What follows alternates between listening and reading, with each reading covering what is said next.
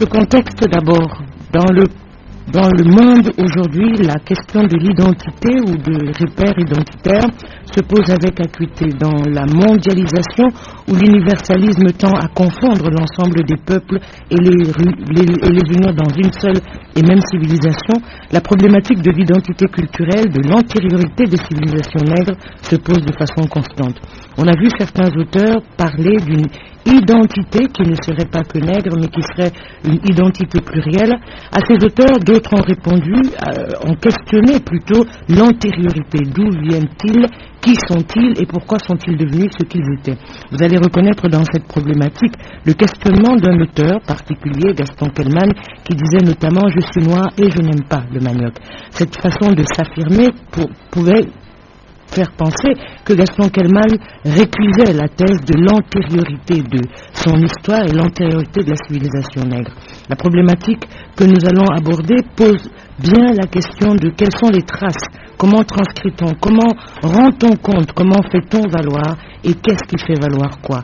Y a-t-il une histoire des peuples nègres, ce peuple dont Hegel disait notamment qu'il n'y avait pas d'histoire, il n'y avait pas d'antériorité, ce philosophe qui tendait à essayer d'expliquer que puisqu'il n'y avait rien de transcrit, puisqu'il n'y avait rien d'inscrit, les peuples noirs n'ont pas de civilisation, ils sont hors de l'histoire. Sont-ils donc véritablement hors de l'histoire? Sont-ils ahistoriques? Comment prétendre qu'ils ont une antériorité? Polémos, comme chaque dimanche de 10h30 à midi et tous les mercredis de 22h à 23h30, réussir à susciter une problématique à partir d'une controverse.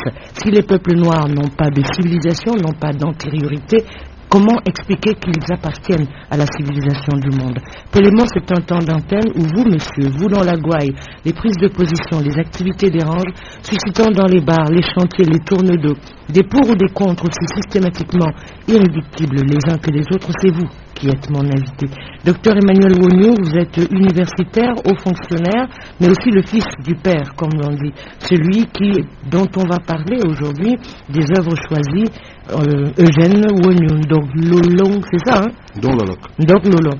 Alors, dans ses œuvres choisies, Histoire des Bassa du Cameroun, La pensée religieuse des Bassa du Cameroun, Ban ou Démocratie et pouvoir chez les Bassa précoloniaux, une fois n'est pas coutume, il arrive de temps en temps que dans cette émission on rende compte d'un livre, de sa problématique, de sa trame et qu'on le questionne. C'est de ça dont il s'agit aujourd'hui. Oui, merci Suzanne de me recevoir ici à Douala. En fait, pour vous parler de ce projet du livre, en fait, l'auteur Eugène Wogno Donlolok est décédé il y a 10 ans. Et en tant que fils, un de ses fils, j'ai voulu lui rendre hommage d'une autre façon. Donc peut-être en rééditant les œuvres qu'il a sorties pour certaines il y a environ 30 ans sur l'histoire et la culture bassa, et qui sont des ouvrages très demandés.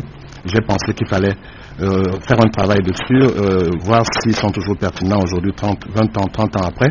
J'ai donc associé un certain nombre de personnes pour pouvoir revoir ces textes-là. Ils sont présentés sous forme d'œuvres choisies. En fait, il y a 4 œuvres majeures sur ce qu'il a produit sur les bassins que j'ai reproduit, et j'ai intitulé l'ouvrage Œuvres choisies. C'est un ouvrage qui vient de paraître aux éditions Iroko à Yaoundé et qui est disponible ici à Douala. Oui, mais prendre sur soi de rééditer des œuvres choisies sur des problématiques aussi importantes, voire scientifiques, que l'antériorité, par exemple, des civilisations, que la pensée religieuse et les éléments de construction, est-ce que ça n'oblige pas à une réactualisation ou à revisiter certains concepts qui ont été utilisés il y a 30 ans, qui peuvent ne plus avoir de sens aujourd'hui? C'est pour cela que pour ceux qui auront la chance de lire cet ouvrage-là, ils verront très bien qu'on a fait appel à 2 nouveaux préfaciers qui connaissent bien ces questions, un linguiste, un professeur de l'Université de Yaoundé 1, professeur Bichakodi, qui a repris, qui a relu, qui a revisité, qui a essayé de voir si les concepts il y a 20-30 ans sont toujours pertinents pour analyser. En fait, l'auteur travaille sur l'histoire des Bassa et qu'il raconte que l'histoire des Bassa remonte jusqu'à l'Égypte ancienne.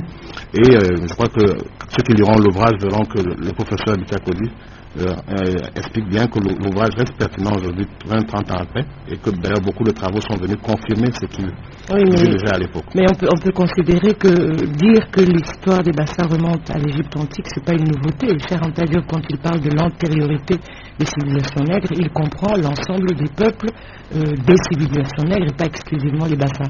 Qu'est-ce qui justifie qu'on prenne, pour démontrer l'antériorité des civilisations nègres, un groupe particulier? Cheikh Anta Diop le démontre, comme vous le dites, pour le peuple africain en général. Donc, il se trouve que cet auteur-là a travaillé sur son peuple en particulier. Donc, il est allé faire les recherches pour savoir d'où vient son peuple et quel est le cheminement qu'il a suivi pour arriver à se retrouver au Cameroun et être reconnu sous le nom de Bassa aujourd'hui au Cameroun. Mais quelle est la pertinence de cette recherche spécifique? Est-ce que ça ne risque pas de conforter un certain communautarisme, un certain ethnicisme en essayant de dégager le peuple Bassa des autres peuples bantous? Si on le lit avec les yeux d'aujourd'hui, on peut penser cela dans une époque où le tribalisme est triomphant, mais l'ouvrage est sorti il y a 30 ans. À l'époque, en même temps que les travaux de Cheikh Anta Diop, dont on pense qu'ils sont pertinents aujourd'hui, mais ils n'étaient pas encore à l'époque, parce qu'il y a 30 ans, on n'acceptait pas la thèse de Cheikh Anta Diop telle qu'il l'a énoncée. Il a fallu qu'il, vers la fin de sa vie... Il y a 30 ans quand même, si. Vers la fin de sa vie, c'est vers la fin de sa vie. Il y a 30 ans, c'était dans les années 70. Quand même, puisque oui. L'université de Dakar lui avait donné une chaire, il pouvait y enseigner. Tout à fait, je veux dire que c'était pas encore popularisé à cette époque, donc l'auteur a fait ses travaux de recherche pendant la même période, et peut-être que ces travaux ont été faits à la même période, donc c'est sûr que lui il a choisi un angle, celui des Bassa, d'autres ont travaillé sur les Douala et d'autres peuples.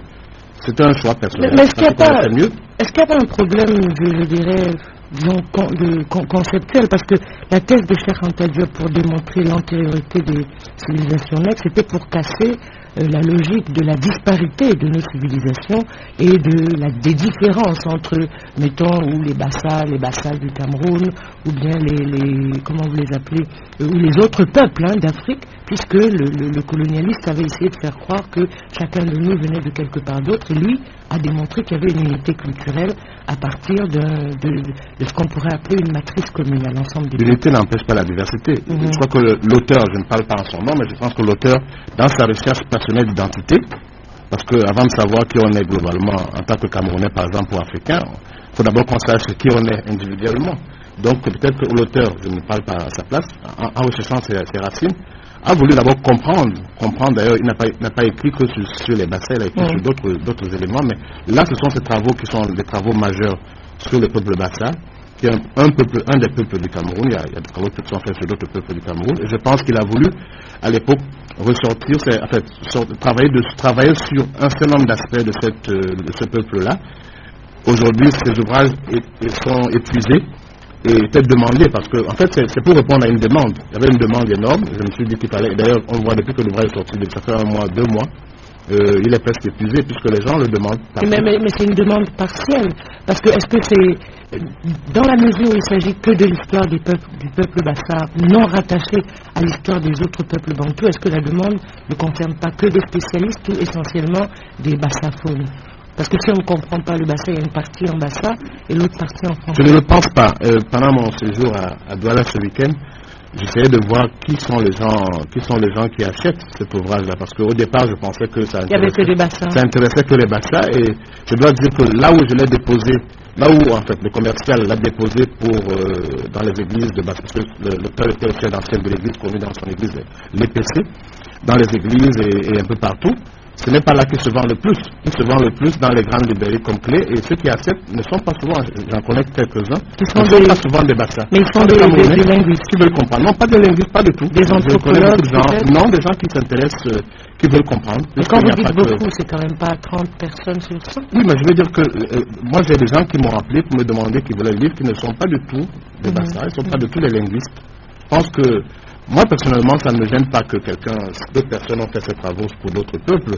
Oui, mais c'est une question quand même de perspective scientifique, parce que si on regarde, disons, la posture au départ de l'auteur du livre, il s'agit bien, il dit il faut savoir que les peuples africains ont un passé, savoir d'où ils viennent et reconstituer ce fil. Or, la thèse principale de Cheikh Anta Diop, s'agissant de ce passé, c'était de démontrer l'antériorité des civilisations nègres, mais aussi l'unité culturelle des peuples d'Afrique. Alors, c'est un peu parce qu'il voulait prouver que non, il n'y a pas cette dispersion dont on parle dès le départ. Il y a une unité et ensuite la dispersion ne vient qu'avec justement la période coloniale. Si vous restez sur votre position par rapport à Cheikh Anta Diop, c'est sûr qu'on n'en sortira pas. Moi, je pars d'un principe simple. Premier élément, l'hommage d'un fils à son père pour les 10 ans de sa mort.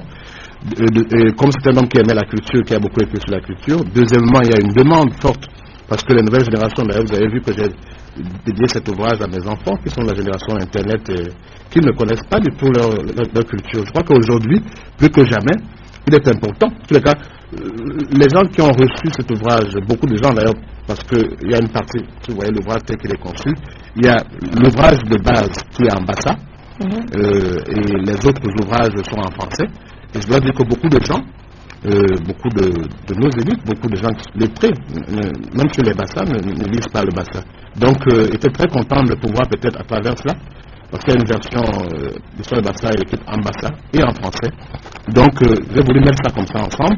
Je pense, moi j'ai voulu répondre à une demande. Les autres débats sur l'importance par rapport à 52, c'est pour ça que lorsqu'on présentera l'ouvrage bientôt au public, à Yaoundé comme à Douala et peut-être à EDA, ce sera autour d'un mini-colloque où les experts s'exprimeront sur l'importance de cela. Moi je me suis arrêté, je suis juste la personne qui porte le projet, qui le dépose et qui pense qu'il y a une demande, et je ressens qu'il y a effectivement une demande. Maintenant, ce qu'on en fait, d'ailleurs c'est ce qu'on dit, si vous lisez l'avant-propos, vous lisez les premiers paragraphes qu'on a fait sur cet ouvrage-là, on dit que c'est ouvert aux jeunes chercheurs pour continuer. Mais on ne peut pas manquer de vous poser cette question de fond, finalement. C'est-à-dire, il ne suffit pas de répondre à une demande, parce que alors que l'ouvrage a une prétention scientifique, on veut bien savoir dans quelle perspective scientifique il s'inscrit. S'il s'agit juste de démontrer que les bassins ont un passé, sans poser la question de fond qui oblige à répondre à ce type de question, à savoir pourquoi est-ce qu'on doit prouver qu'on a un passé,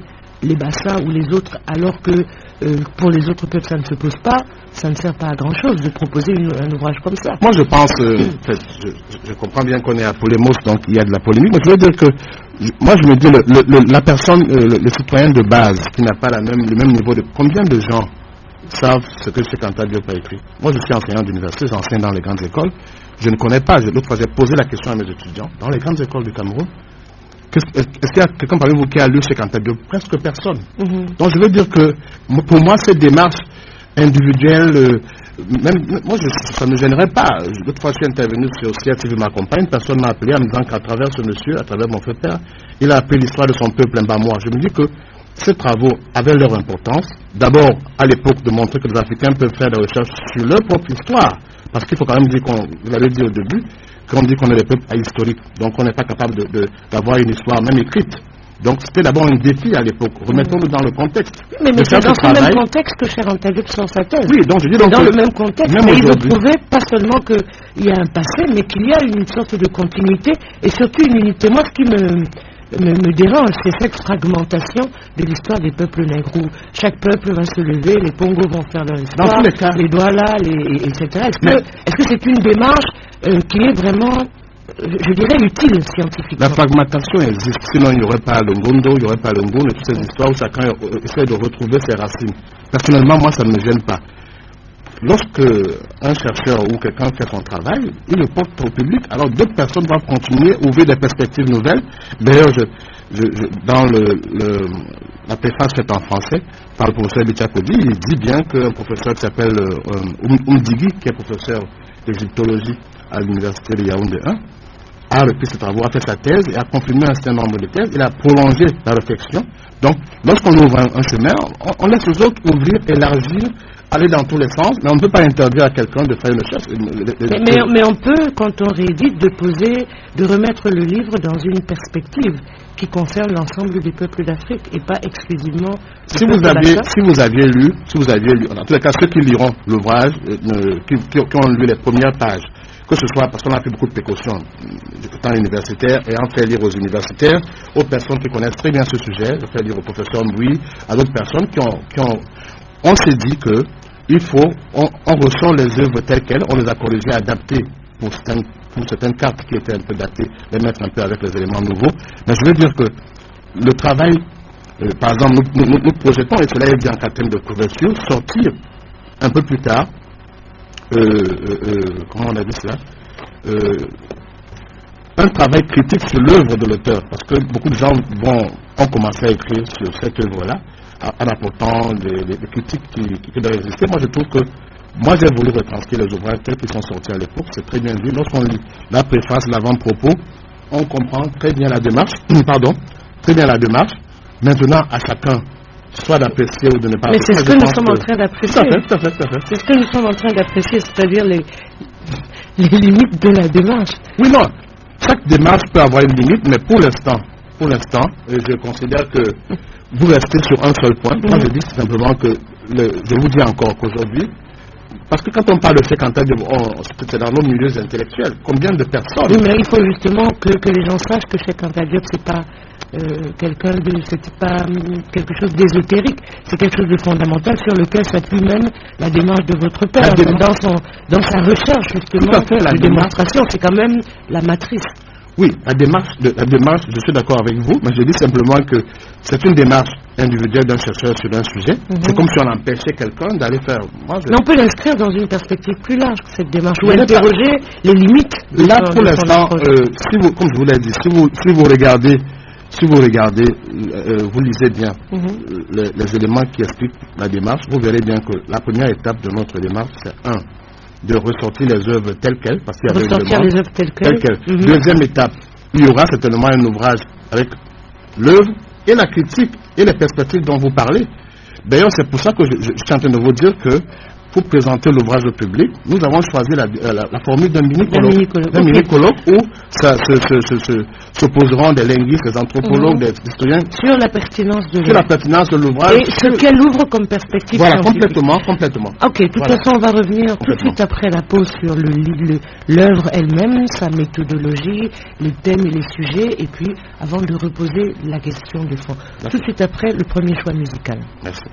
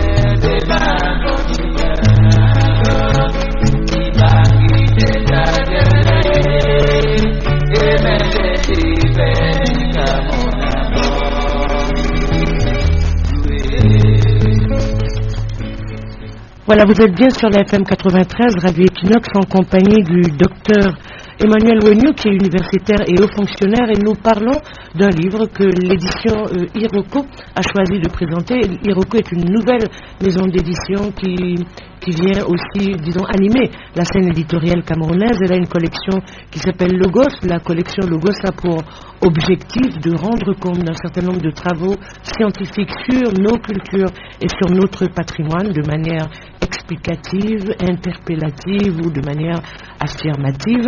Et les œuvres choisies, c'est un cadeau d'un fils à son père, mais c'est un cadeau d'un fils à au peuple camerounais. Et le peuple bassa apparemment est à l'honneur.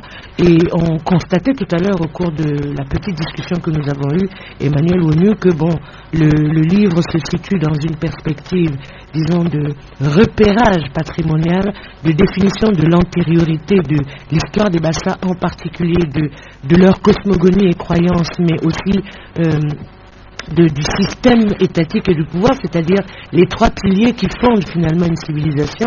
Votre père a choisi de partir de l'histoire, de s'arrêter sur les croyances et les systèmes de croyances, et puis de montrer qu'il y avait une organisation, une structure du pouvoir dans le pays Bassa, notamment une structure qu'il dit démocratique. Alors, on va entrer peut-être dans le détail avant de questionner la méthodologie ou la scientificité des démonstrations. Notamment, on va s'arrêter sur l'histoire. La principale, pas découverte, mais le principal fil conducteur de démonstration, c'est de dire qu'il y a une antériorité du peuple Bassa, et qu'on trouve à travers des analyses linguistiques sur ce qu'on appelle les occurrences linguistiques entre l'égyptien pharaonique et la langue bassa, un certain nombre de préfixes, de racines ou de mots qui ne sauraient être une coïncidence. Donc l'approche de votre père sur le plan comparatif, c'est une approche d'anthropologie linguistique qui va lui permettre de croiser et de démontrer l'antériorité de l'histoire du peuple bassa. Est-ce que je me trompe? Oui, tout à fait. D'ailleurs, le préfacier en français explique bien sa démarche. Dans tous les cas, je ne vais pas dévoiler tout l'ouvrage. Non, mais sinon, on ne va pas le lire, c'est ça? Oui, sinon on aura tout su.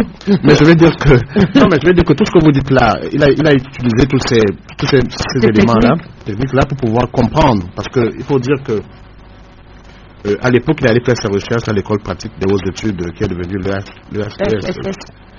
L'école des hautes études en sciences sociales aujourd'hui, qui est connue à Paris. Donc, il faisait dans laquelle enseignait d'ailleurs, comment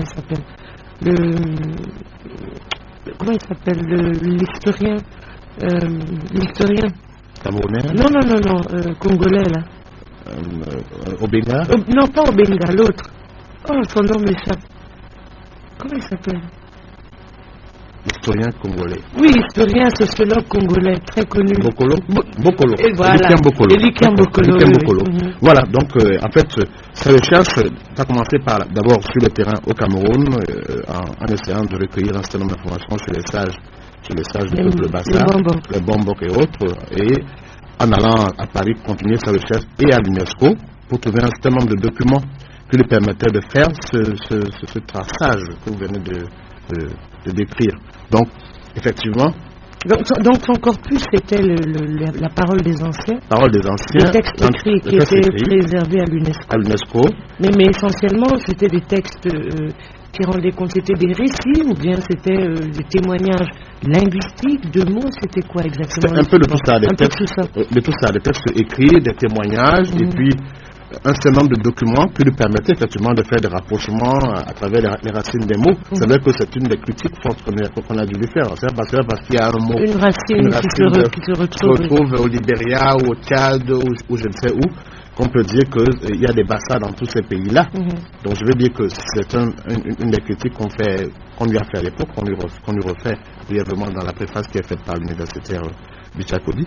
Mais je dis que je précise que sur cette démarche-là, il y a un professeur qu'on a cité. Moi, je le connaissais même pas très bien, mais je l'écoute depuis un temps, puisqu'il passe tout le temps sur le poste national. Il s'appelle professeur Oumdigui, qui a travaillé sur l'égyptologie. Sa thèse s'appelle Les Bassas du Cameroun et l'Antiquité pharaonique égypto-nubienne.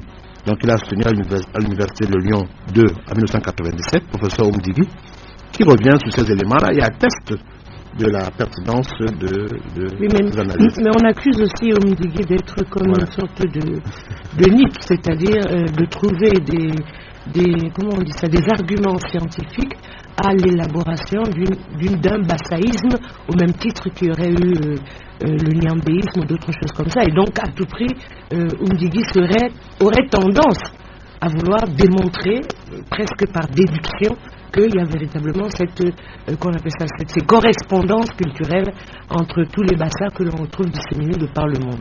On l'accuse aussi de ça. C'est vrai que je ne saurais pas affirmer avec force que ces travaux sont acceptés de tout le monde, mais je constate que depuis toujours d'ailleurs, parce que je me souviens des travaux du prince Dika Konya Bonambela à l'époque, comment j'ai lu, c'est toujours contesté. Dès qu'un Africain à l'époque, c'est pas maintenant, c'est ça a changé. On a commencé par Cheikh Anta Diop. Voilà, parler de l'Égypte, de ce lien avec l'Afrique, tel qu'on la connaît aujourd'hui, les gens contestaient ces travaux-là. Pendant très longtemps, vous êtes au courant de cela. Donc je me dis que, c'est pour ça que je me dis que ce serait intéressant. Et moi j'ai pensé qu'en tant qu'universitaire, ce serait intéressant pour présenter l'ouvrage, qu'il y ait un mini-colloque autour, que les gens qui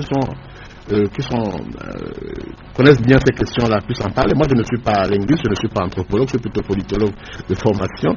Mais je serais très curieux, moi aussi, d'apprendre beaucoup de choses. Je suis encore en apprentissage. Mais je considère que dès qu'on parle d'Égypte, parce que je vois des tonnes de livres que sort le professeur Obenga, mais beaucoup de gens ne le prennent pas au sérieux. On trouve qu'il blague quand il écrit ces ouvrages que vous avez dû voir. Non, mais bon, je crois que c'est Achille Mbembe qui disait que tout le travail des colons, c'était d'essayer de dépouiller les peuples africains de leur mémoire, notamment leur faire comprendre qu'ils n'avaient pas de passé. Cela étant, dans ces conditions, la difficulté qu'il y a, c'est reconstituer effectivement de manière scientifique ces liens, ces antériorités, et du point de vue de l'histoire donc des bassins au Cameroun, pour revenir à ce premier élément du triptyque, votre père va utiliser donc un certain nombre de corpus. Tout à fait. Bon, mais maintenant au niveau de la méthode scientifique pour démontrer les correspondances et établir des corrélations, comment il va procéder? Il va croiser des données, comment il va procéder? Dans tous les cas, il y a un peu d'empirisme quand même. Il y a certainement beaucoup d'empirisme. Il faut quand même dire que ce n'est pas une thèse de doctorat. C'est un travail de chercheur. C'est un travail de chercheur. Ce n'est pas une thèse de doctorat soutenue à l'université donc c'est un premier jet qui ouvre un débat sur un sujet. D'ailleurs, chaque fois qu'il a fait des conférences sur ces questions à l'époque, je me souviens, puisqu'en fait, ces conférences-là, beaucoup de gens ont assisté, c'est de dire que voilà où il est arrivé au niveau de ses recherches, et que ceux qui sont les universitaires pointus dans ces domaines-là puissent les continuer. Parce que, effectivement, je pense à défense en disant que peut-être que s'il avait été docteur à l'anthropologie ou en histoire, en sociolinguistique, voilà, et qu'il a fait une thèse là-dessus, mais c'était un mémoire, et c'était en fait pour rendre à la portée de tout le monde ces éléments de base qu'il a pu recueillir et laisser aux gens qui sont spécialistes, qui veulent aller plus loin, prolonger le débat. Bon. En tout cas, il y a une thèse selon laquelle les Bassas auraient comme ancêtre Mélec, c'est Mélec, Mélec de l'empire de Méréo, c'est ça, et que, bon, en fait, ils auraient voyagé après, par la suite, l'immigration naturelle qui les aurait amenés plus ou moins là où ils sont aujourd'hui. Tout à fait. Jusqu'à Gorgui-Touba. Et Gorgui-Touba devient comme une sorte de... Comment on peut l'appeler ça? On peut appeler ça comme un élément, un lieu mémoire. Oui, un lieu de mémoire qui permet de raconter, en fait, de remonter le temps et l'histoire. Mais alors, quand on voit l'état aujourd'hui de Gorgui-Touba, où il y a, quand moi j'ai été une fois, bon, c'est que de l'herbe, il n'y a rien qui indique que c'est là qu'est le poumon, le cœur du peuple bassa, il n'y a rien. C'est aussi pour cela que je suis, comme vous, désolé de voir où on en est rendu, parce que je crois qu'à une époque, il y avait une association qui s'appelait le Mborlia, qui semblait rassembler tous les Bassas, avec comme point de départ ce Ngorli-Touba là, qui était un endroit qui reprenait sa place dans l'histoire de Bassa et du Cameroun. Mais effectivement, j'ai l'impression que le Mborlia bat un peu de l'aile, mais c'est aussi pour rappeler quand même, parce que je trouvais que moi je suis très sensible aux questions de mémoire, questions d'héritage. J'aime beaucoup l'histoire, je ne suis pas historien, je lis beaucoup des documents d'histoire, et je me disais que c'était quand même important de rappeler ce qui était, parce qu'on dit souvent quand on ne connaît pas son passé, on n'arrive même pas à mieux comprendre le présent et combien de fois l'avenir. Donc je pensais que ce passé-là revenir sur ces éléments fondateurs-là était important. Peut-être que ça pourrait raviver la mémoire de beaucoup de gens pour qu'on sache qu'un endroit comme Gorgui-Touba, comme vous le dites, est un endroit mythique pour le peuple bassa, que ça ait sa place. Il n'y a pas que ça. En tout cas, plus pour d'autres choses. La démonstration que fait votre père dans cette première partie du livre repose à peu près dans cet exergue de Théodore Monod qui écrit en 1947 « Le noir n'est pas un homme sans passé, il n'est pas tombé d'un arbre avant-hier.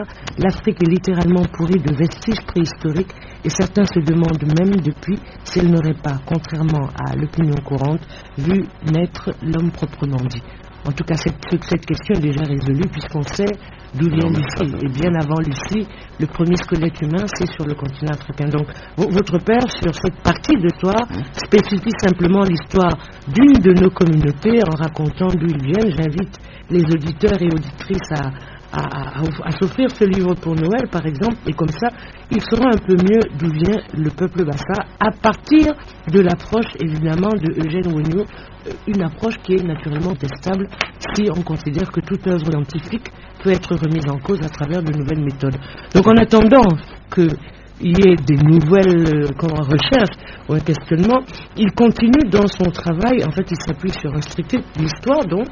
Et après, je suis à d'où viennent donc les bassas du Cameroun. Mais d'où viennent les bassas, le cercle historique, le processus. Une fois qu'on connaît son passé, une fois qu'on connaît son antériorité, une fois qu'il semble avoir expliqué un peu les migrations ou les justifications, Eugène Ouagnou nous fait entrer dans le système de croyance et la cosmogonie du peuple bassa.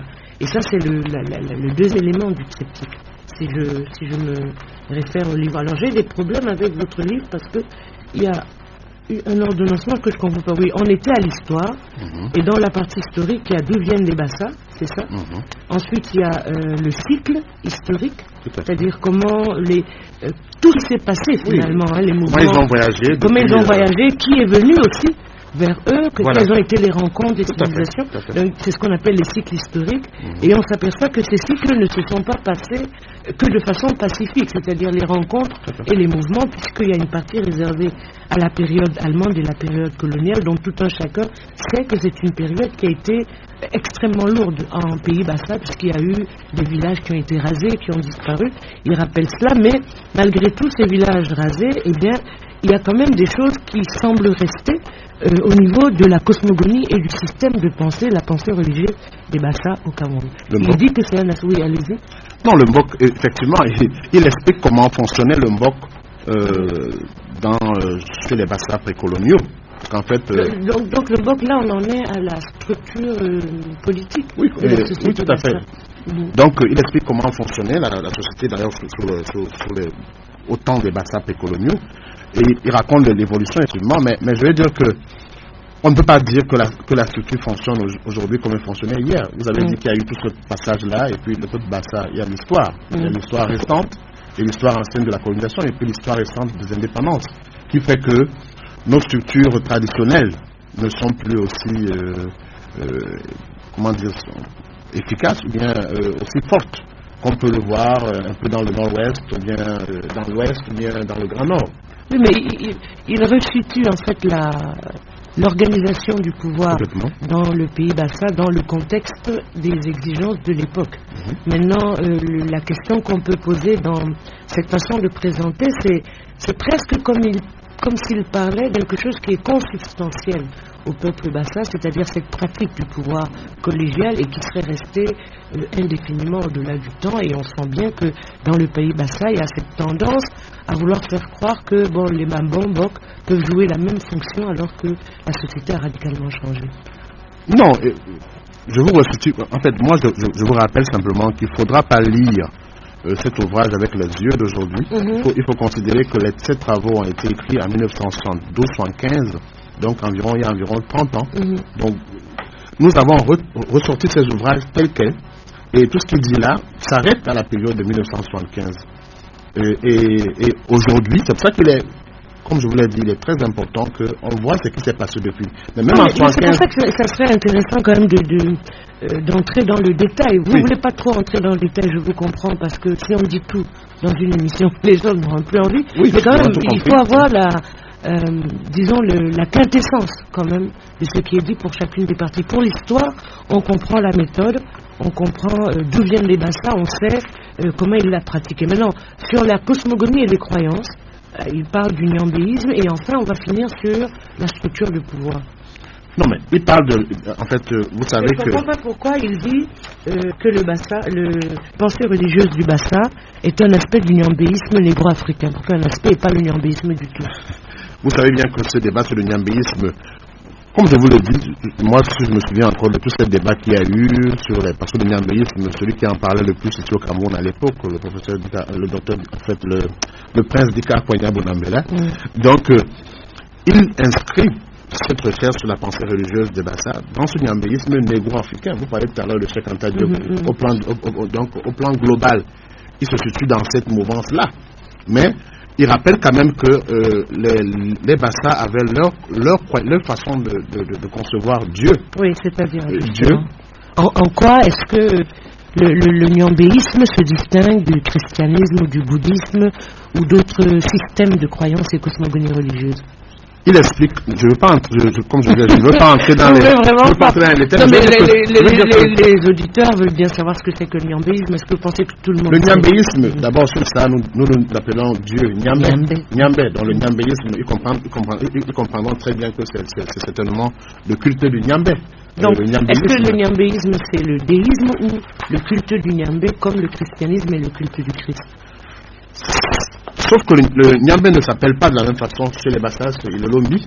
Donc on rappelle les étapes et comment les Bassas. Je me rappelle d'un très grand ouvrage.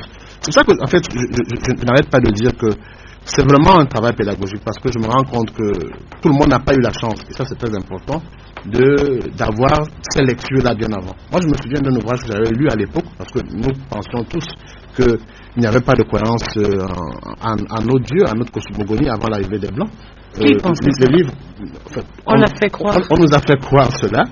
Et j'avais dit à l'époque, quand j'étais en France, un ouvrage de Titingwell qui s'appelait Johannes Tonliking, fondateur de la religion Nyambé Bantou. Il expliquait que Johannes Tonliking était considéré comme un fou par les Blancs à l'époque parce qu'il avait une façon... Mais est-ce que le débat plutôt sur les questions de cosmogonie et croyance entre les civilisations africaines et les autres, est-ce qu'elle ne portait pas sur le polythéisme ou le théisme?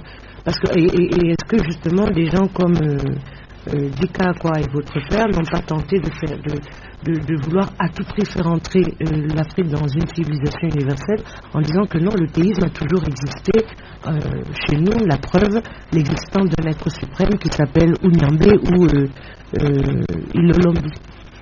Là, vous avez raison, mais là, ça devait certainement être à leur niveau à l'époque, peut-être que c'était le niveau de compréhension de l'époque. C'est comme quand on mène un combat, comme tous ces combats qu'on a critiqués après, comme la négritude et autres. À ce moment précis, ils avaient besoin peut-être d'affirmer et de s'inscrire dans cette mouvance. Alors, ils avaient besoin de montrer une certaine rationalité de l'organisation des sociétés africaines. Complètement, voilà. Donc, ils sont arrêtés à cette façon de voir, quitte à utiliser parfois des méthodes qui pouvaient être contestables scientifiquement. Est-ce que c'est pas justement, c'est un peu différent des œuvres, par exemple, du professeur Hibga, qui lui reconnaît qu'il y a une rationalité africaine dans ce qu'on appelle la para-rationalité. Autrement dit, il admet l'existence simultanément dans une civilisation d'un rationalisme monothéiste, mais aussi d'une existence de croyances polythéistes. Vous prenez donc le cas du Père Hevga. Le Père Hevga, ses premiers ouvrages étaient des ouvrages où il y avait plus de témoignages. Je me rappelle les ouvrages que j'ai lus il y a très longtemps.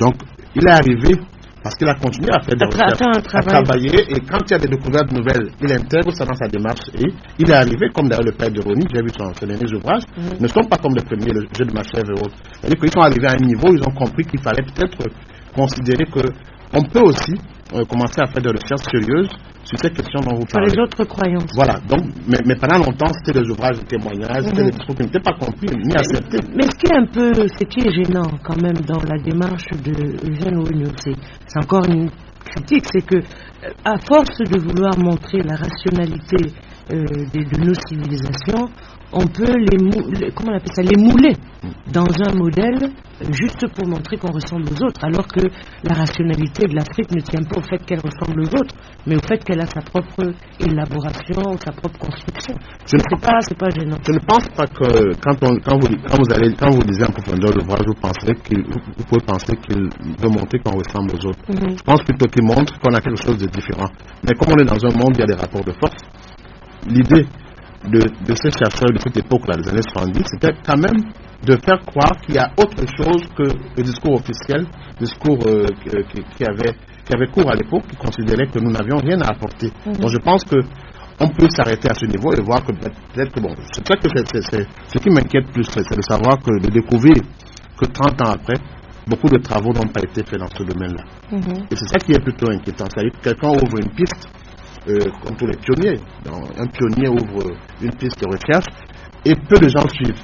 Moi, j'ai essayé de voir beaucoup d'historiens, de sociologues, d'anthropologues de nos universités n'ont pas continué ces recherches-là. Peut-être qu'ils auraient, avec les éléments nouveaux qu'on a aujourd'hui à notre portée, apporté quelques... Je continue à dire que c'était un premier jet, c'est un travail de mémoire, c'est un mémoire d'une école, d'une structure de recherche comme l'école pratique de l'époque. Donc ce n'est pas un travail de thèse, les connaissances n'étaient pas aussi affinées qu'elles le sont aujourd'hui.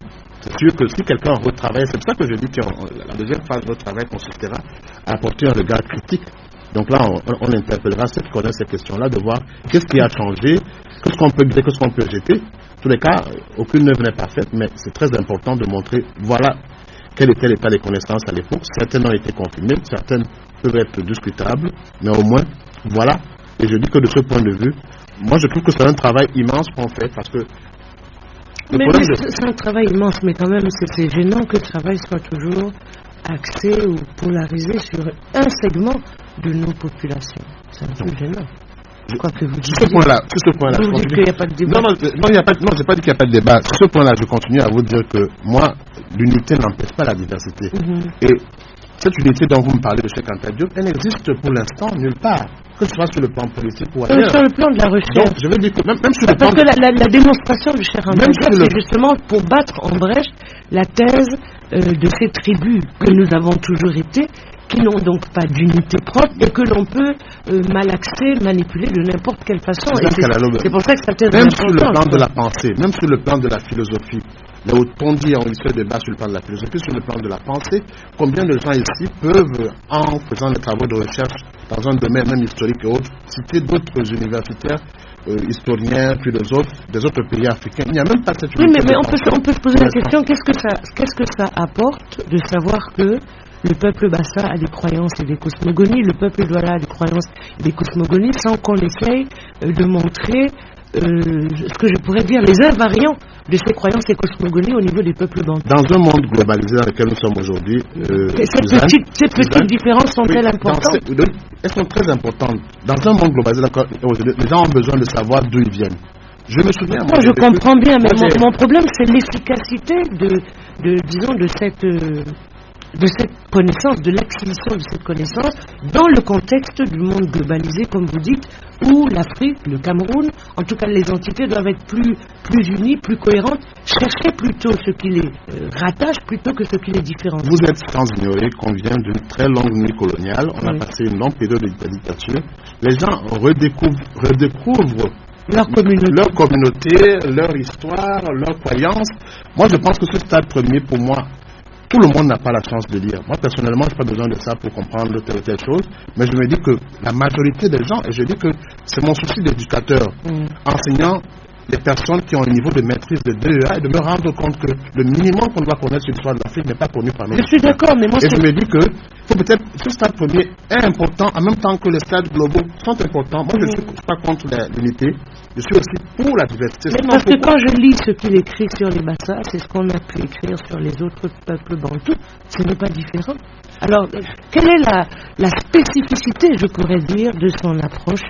Enfin, qu'est-ce qu'il nous fait découvrir, de spécifique du peuple Bassa? Ne serait-ce que pour le Bassa de base, ce serait très important pour lui de savoir que ce que lui, en tant que lui-même, d'où vient-il, est-ce qu'il a apporté à l'histoire. Oui, mais qu'est-ce qu'en lisant, quand on lit, par exemple, je n'ai pas tout lu, je n'ai pas bien lu peut-être, mais le peu que je lis ne me semble pas étranger à ce que Cheikh Anta Diop démontrait dans son antériorité des civilisations nègres, ni à ce que Dika Akwaya Bonabela disait, ni à ce que d'autres penseurs africains ont essayé de démontrer quant à nos cosmogonies, à nos croyances, à notre antériorité, mais aussi aux structures acéphales de nos sociétés. Je continue à vous dire que Cheikh Anta Diop, même sur la plupart de nos élites, je ne suis pas sûr que tout le monde faut commencer par le petit bout. ait compris cela. Non, je n'ai pas dit cela. Donc je dis, ce que vous me dites, c'est comme si on disait arrêtons le Ngondo, le Mpo, tout ça c'est du folklore, allons vers l'unité culturelle de l'Afrique. Non, ce n'est pas ça. Ce que je voudrais simplement comprendre, puisqu'il dit histoire des Bassa du Cameroun, la pensée religieuse des Bassa du Cameroun, Mban ou démocratie et pouvoir chez les Bassa précoloniaux. En lisant ça, je veux bien comprendre comment sont organisés les Bassa, mais quand je le lis, je comprends qu'ils ne sont pas organisés différemment des sociétés bantoues qui étaient toutes acéphales. Voilà ce que je dis. Donc j'aimerais voir quelle est la spécificité, parce qu'il y a aussi ça. Ne serait-ce que parce que ça parle d'un peuple, au moins ce peuple-là. Non, mais il vient. Je vous ai dit dernièrement qu'en intervenant sur cette question-là, Sophia, tu m'accompagnes, quelqu'un m'a dit qu'à cause de cet ouvrage, il a pu plutôt sur son peuple aussi, parce que dans tous les cas, dans le livre, quand vous lirez très bien, vous verrez qu'il y a eu des rencontres avec d'autres peuples du Cameroun, l'Embamwa et autres. Donc je me dis, moi je continue à penser, je continue à vous dire de restituer l'œuvre. C'est une œuvre qui est sortie, c'est une œuvre. C'est vrai que la démarche est originale au Cameroun de voir ressortir des œuvres posthumes avec quelqu'un qui est décédé depuis, mais c'est pour répondre à une demande, première chose. Deuxièmement, je continue à penser que c'est très important que ce minimum-là soit connu. Moi, ce que je constate depuis que l'ouvrage est sorti, c'est que beaucoup de gens qui m'appellent pour en parler me disent c'est vraiment très bien parce que mes enfants qui sont en Europe ne connaissent même pas le B.A.B.A. de ce type. Je ne vous récuse pas ça. Je trouve qu'il faut qu'on dépasse ça. On ne peut pas récuser ça, mais en même temps, on ne peut pas nous faire approprier de notre passé de façon fragmentaire, alors que ça a été ça l'objectif du colon. C'est ça qui pose un problème. Le colon a toujours voulu faire croire que le Bassa était plus loin de moi que par exemple le français, et que j'avais plus intérêt à apprendre le français que le Bassa. Alors, pour revenir dans le passé, si on voit la fragmentation, c'est ça qui me pose un problème. Madame Kalalo, vous suivez l'actualité, vous êtes journaliste, vous-même vous voyez très bien qu'au-delà du discours intellectuel, de dire qu'il faut limiter l'Afrique pour tout le reste, nous voyons tous au quotidien. Mais il faut commencer par poser des actes intellectuellement. Donc je dis que prenez cette démarche comme une démarche personnelle qui intéressera une partie des gens, que chacun fasse ce qu'il a à faire, mais moi je ne critique pas. Il faut un pont quand même. Non, le pont existe par ailleurs. L'unité n'empêche pas la diversité. Je considère que quand on va dans ce monde donner de recevoir, on a besoin de savoir ce qu'on apporte. D'accord, mais ce que je lis de l'apport des Bassa, je me dis, je ne vois pas encore une fois en quoi c'est différent. Mais, comme vous dites, puisque c'est quand même un livre, c'est comme un film, on choisit un angle, comme dans la presse, on choisit comment on appelle ça, ses objectifs, et l'objectif de votre père, c'était de rendre au peuple Bassa des éléments de connaissance de son histoire. L'histoire n'est même pas, parce que si vous réduisez ce livre à une défense même du peuple Bassa aujourd'hui, j'ai l'impression que c'est défense et illustration. Je trouverais vraiment que ma démarche est ratée, mais heureusement que ce sont les cours que j'entends et les premières critiques que j'ai vues dans la presse ne sont pas de ce côté-là. Donc, c'est pas seulement défense et illustration du peuple Bassa. Je considère que je suis à pour les mots, donc pour les mots c'est un peu comme ça, c'est un peu pour me pousser à bout. Mais je veux dire que c'est seulement pour comprendre. Effectivement, Emmanuel, non, c'est pour dire simplement que je suis d'accord avec vous, tout ce que vous dites, je suis de ceux qui regrettent effectivement qu'il n'y ait pas cette unité, mais je dis que nous sommes au regret de voir que parallèlement, ce qui est embêtant pour l'Afrique, c'est que parallèlement nous devons construire l'unité au niveau continental, nous devons la construire au niveau national, aussi au niveau local, parce que même les Bassa dont vous parlez ne sont pas une. Il y a des Bassa dans plusieurs sites. On peut se demander si l'unité du peuple Bassa est une priorité du Cameroun, alors que on a besoin d'entités fortes mieux organisées. En tout cas, bon, vous dites que c'est un. Non, je veux repréciser ma pensée. Je suis en train de vous dire que je ne suis pas le livre sorti.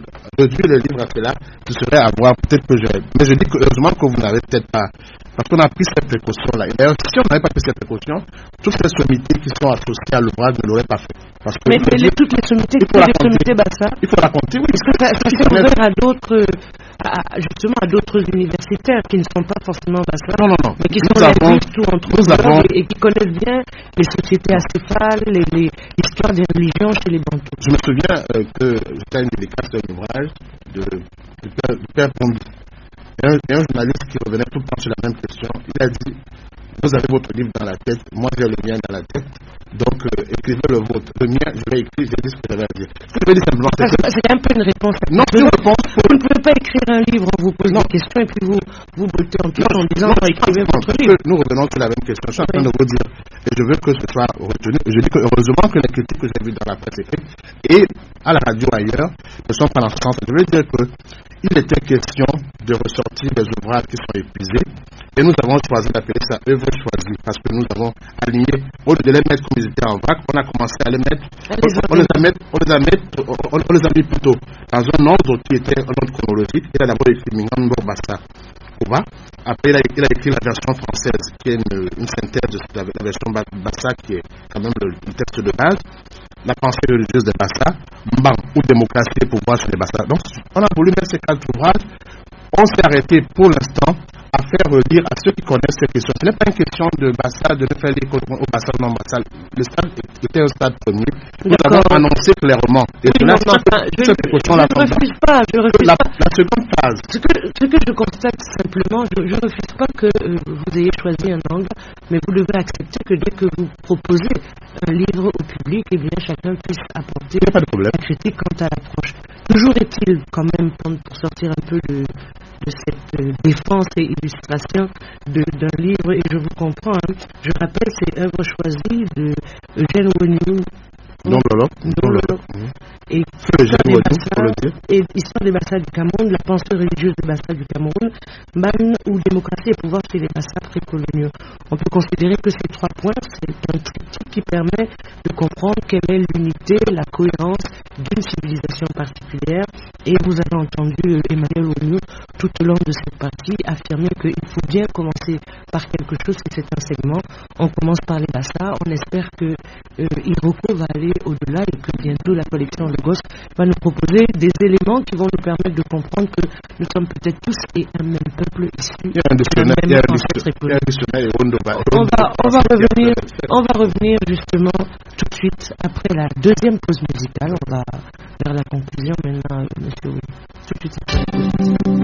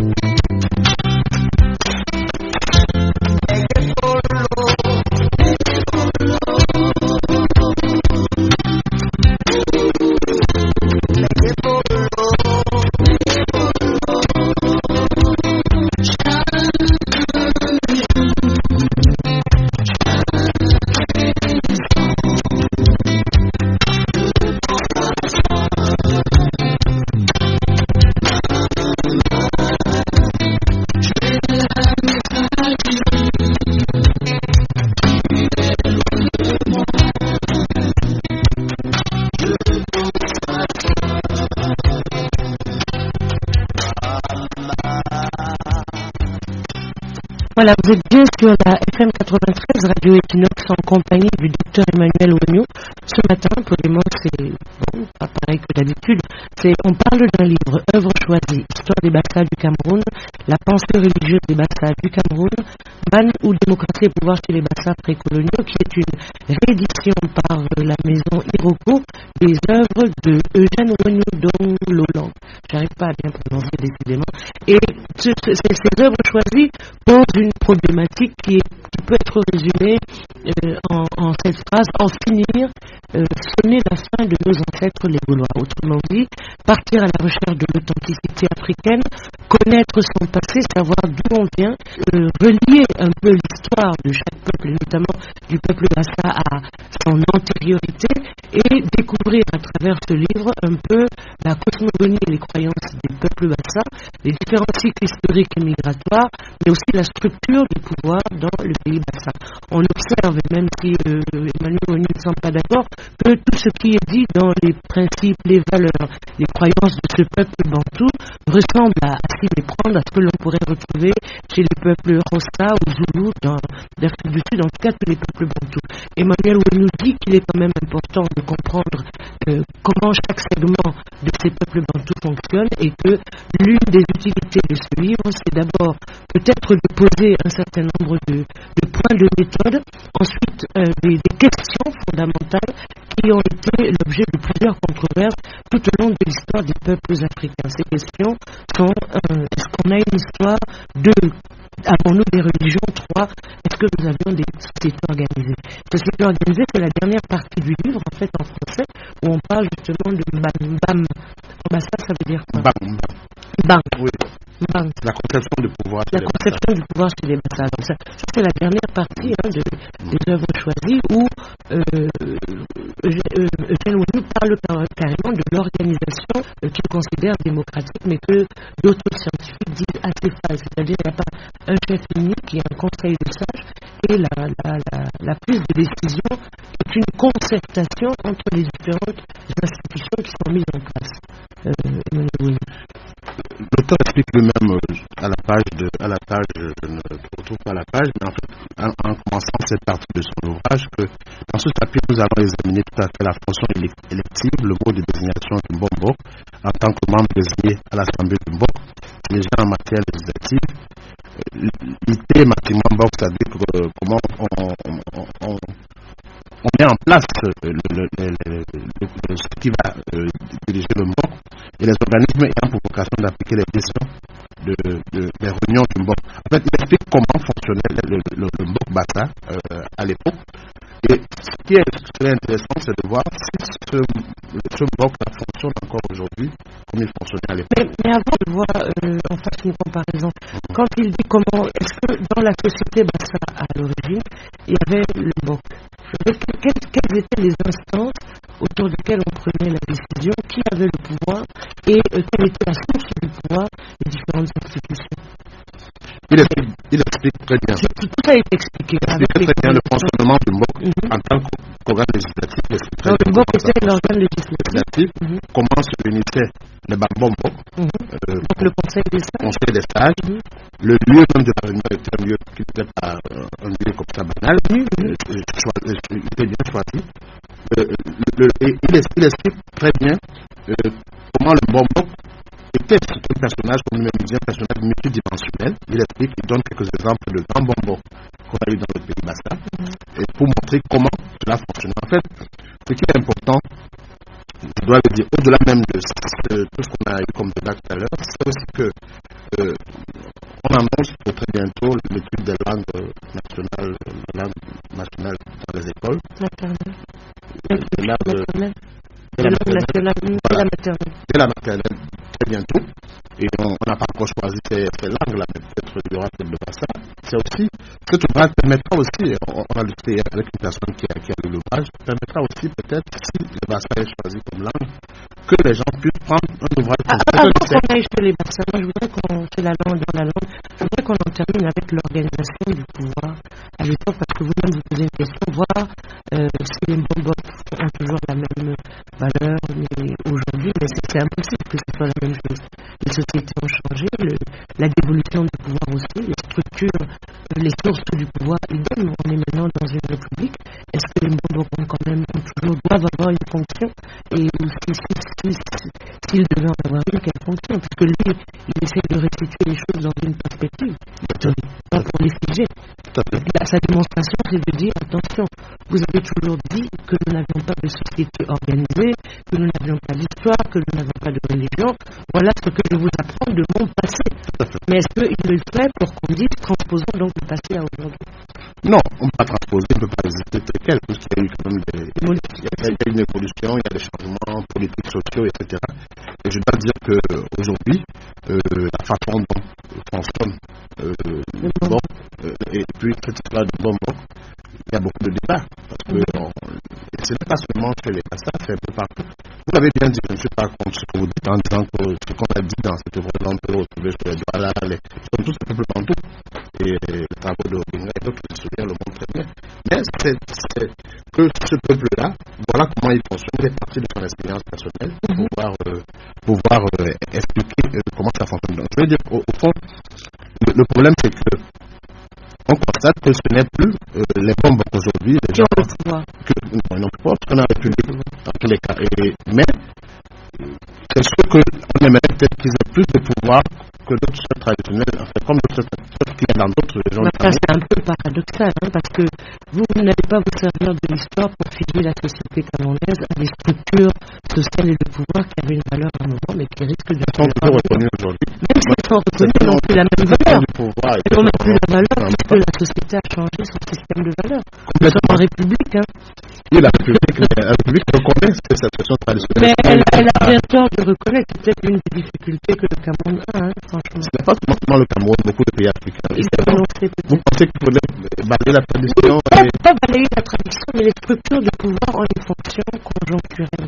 Elle n'est jamais définitive et tout au long de l'histoire. Vous parlez de l'introduction des langues. Voilà, je me dis qu'en fait, moi, l'une des raisons aussi de la production, parce que quand on a voulu lancer, c'est parti, je me résume, c'est parti d'une idée personnelle. Je me suis dit, que je peux faire pour rendre hommage à mon père? Et je me suis dit, j'ai fait les messes pour les ans, et pour les 10 ans, ça faisait 10 ans, je vais peut-être ressortir ces œuvres qui me sont demandées depuis toujours. Mais pour les ressortir, il faut quand même que je vois s'ils sont sur l'actualité, s'ils sont toujours pertinents. J'ai fait travailler beaucoup de temps là-dessus. La deuxième étape, c'est que ça fait partie du patrimoine du Pays Bassa, du patrimoine camerounais. Donc, je restitue le patrimoine à l'histoire. Chacun peut en débattre, comme on l'a débattu tout à l'heure, être d'accord, ne pas être d'accord, mais au moins, il est à la portée du public. Ces écrits-là sont à la portée du public. Je dois dire que ce n'est pas un projet personnel parce que j'ai associé des sommités du monde intellectuel. Mais vous parlez de langue, je ne sais pas pourquoi vous parlez de langue. La troisième idée pour laquelle on a fait ce choix, parce que les langues, on nous annonce que les langues vont être étudiées à l'école, et donc nous espérons que si la langue Bassa est choisie, ce sera un document sur lequel on peut se fonder pour critiquer, pour améliorer, pour travailler, parce qu'il y a quand même ce qui est important, et les gens beaucoup apprécient, c'est le début de l'ouvrage où les écrits sont en Bassa. Et on se rend compte que tout le monde vit à Bassa, et qu'il y a même plusieurs Bassa, parce que nous avons découvert à l'occasion qu'il y avait un Bassa qui était lu et écrit par les protestants, et un autre par les catholiques. Et il y a une façon de parler le Bassa chez les gens du Mekele, d'autres chez les Babini. Voilà, donc ça sont les éléments, et quand personne n'arrive à lire cela, c'est pas qu'on parle de transcription phonétique, et on découvre que beaucoup de gens ne savent même pas lire le Bassa. Ils sont contents de pouvoir, à travers cela, apprendre aussi à lire. Bon, mais ce qu'on pourrait reprocher, c'est qu'il existe quand même un alphabet phonétique international que l'on pourrait prendre comme objet de transcription qui permettrait à tout le monde de pouvoir se reconnaître. Il y a quelques signes là qui n'appartiennent plus à cet alphabet. On voit bien pour permettre au plus grand nombre de pouvoir lire, pour ceux qui connaissent, qui savent lire l'alphabet phonétique. Je dis que pour prévenir tout cela, tout cela est annoncé dans l'ouvrage. Nous avons bien annoncé qu'on a choisi pour l'instant de la transcription habituelle. La sortie de l'ouvrage, on tiendra parce que c'est un travail énorme. Parce que pour que ça puisse être facile, moi je peux lire si c'est l'alphabet phonétique international, mais pas si c'est orthographique. On a voulu le faire, on l'a annoncé pour la prochaine sortie de l'ouvrage. Quand on va rééditer notre fois, on va peut-être intégrer cette dimension, parce que ça demande beaucoup de travail. J'espère que vous allez faire le travail. En tout cas, voilà, c'est un livre choisi. Histoire du Bassa du Cameroun, la pensée religieuse des Bassa du Cameroun, Bang ou démocratie pouvoir chez les Bassa précoloniaux. C'est les œuvres, disons, rééditées de Eugène Wonu, qui est décédé il y a 10 ans. Il y a combien d'années? Il y a 10 ans. Il y a 10 ans. Ouais. Je voudrais quand même, juste avant de terminer, dire que l'ouvrage... on va en parler, ne vous inquiétez voilà, pas, c'est pas maintenant. Ce n'est pas une publicité qu'on fait de l'ouvrage, on sait qu'il est disponible. On finit quand même, Emmanuel Boigny pourra rappeler aux gens un peu la structure de ce livre, donc en deux parties, une partie en bassa. Et ce n'est pas forcément une traduction littérale de la partie bassa. On peut considérer que c'est deux livres en un, l'un est en bassa, l'autre est en français. Chaque livre a sa logique, propre justement à l'organisation de la langue. En ce sens, c'est aussi intéressant sur le plan didactique ou pédagogique pour montrer que selon la langue que l'on parle, on organise la pensée différemment. Donc, je pense qu'il y aura toujours des gens pour expliquer. Et ensuite, bon, ça commence une préface. Ensuite, d'où vient donc le bassa du Cameroun, les cycles historiques. On raconte un peu tous les mouvements migratoires. Ensuite, le problème de la religion en termes de la pensée religieuse, l'aspect du yambéisme, qu'est-ce que le yambéisme, comment il s'exprime en pays bassa, et puis dans cette partie, on montre un peu la cohérence du système religieux et des cosmogonies et croyances bassa. Et enfin, on termine par la démocratie et le pouvoir chez les bassa, c'est-à-dire l'organisation de l'État, appelons-le comme ça, avec les différents acteurs qui ont droit au chapitre. Voilà, le livre de Eugène, je ne peux pas prononcer, parce qu'à chaque fois je me plante. Et on va finir, juste avant de terminer, je propose juste deux notes de votre dernier choix, et puis on viendra à votre propre conclusion.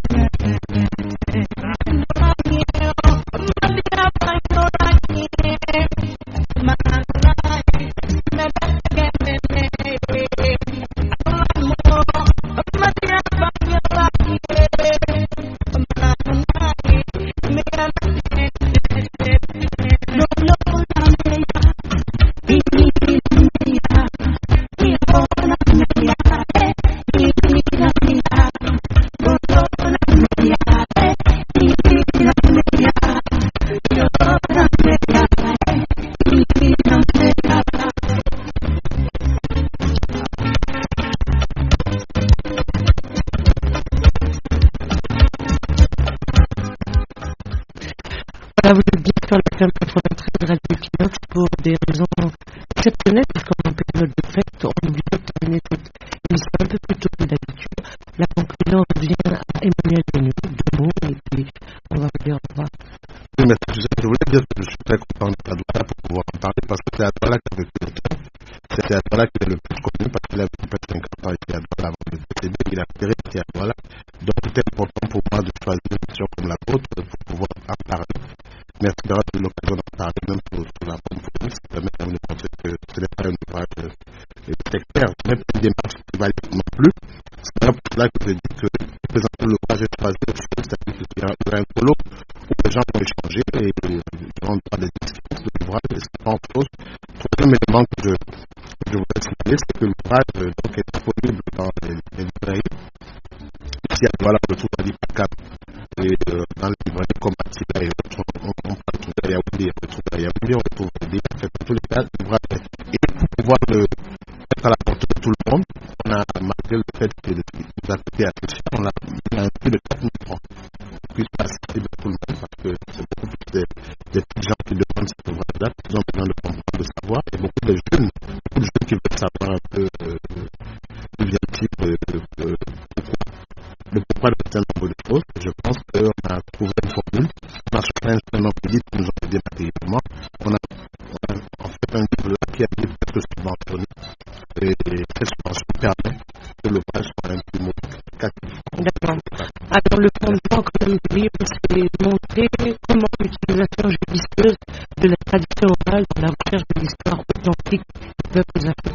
procéder à parler d'histoire et non de légende.